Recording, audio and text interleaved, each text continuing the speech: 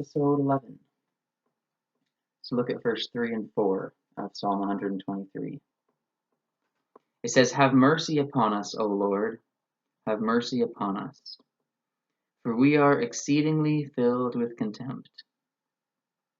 Our soul is exceedingly filled with the scorning of those that are at ease, and with the contempt of the proud." You get this idea once again of dependency, desperation, waiting for the Lord.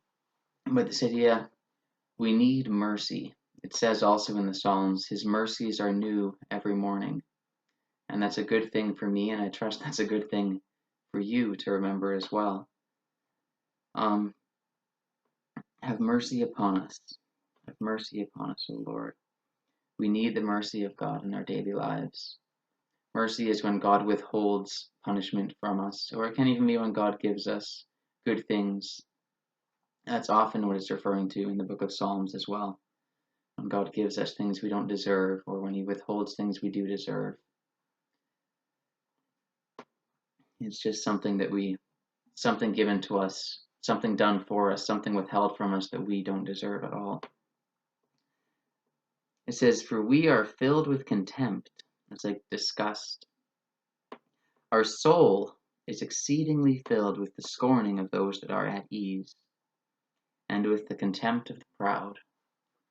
The first story that jumps into my mind, this is in the Gospel of Luke, when Jesus goes into the house of Simon the Pharisee, and this woman comes in and starts washing Jesus' feet with her hair.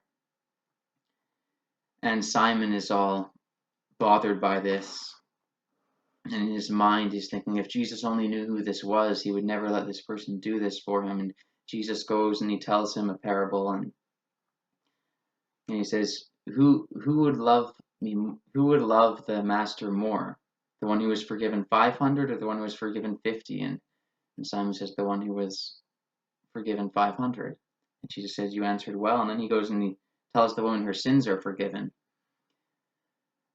But the thing about this story is it just gives us this reminder that often if the Lord wants you to do something, and you know the Lord wants you to do it, to serve Him or to worship Him or to do something for Him, often other people aren't going to understand. Especially, it gives us two categories here, those that are at ease and those that are proud.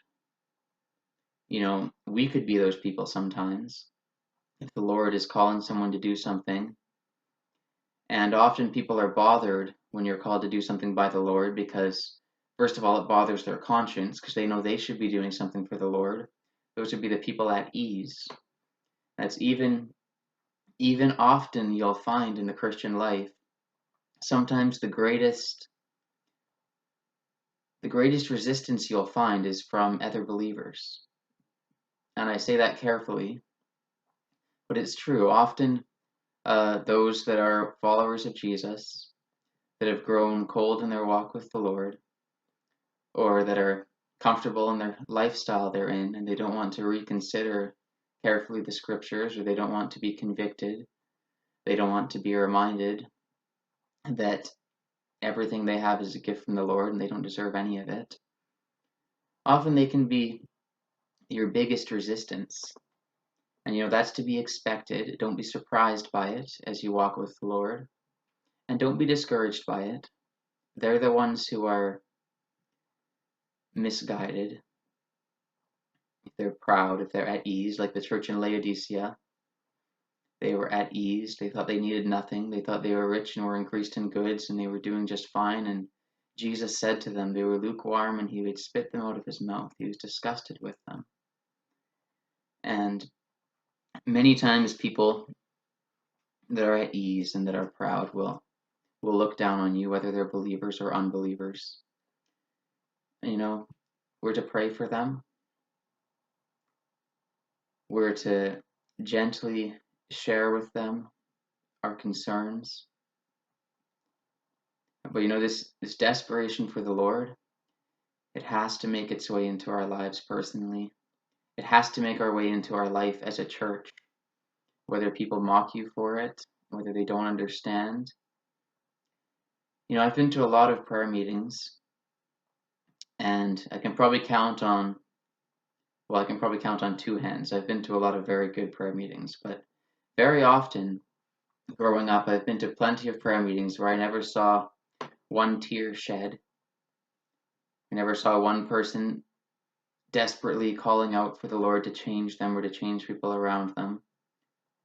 It's just technicalities and phrases that are repeated and proper things that are supposed to be said. And perhaps there are places where people cry all the time, but maybe it's just a thing they do there. And it's not even a sign of desperation. So I'm not saying we have to force ourselves to cry if we don't feel like it, etc. But it's just good to get this concept down that we need the Lord. We need His mercy. The only way we can go forward is if He doesn't treat us as we deserve.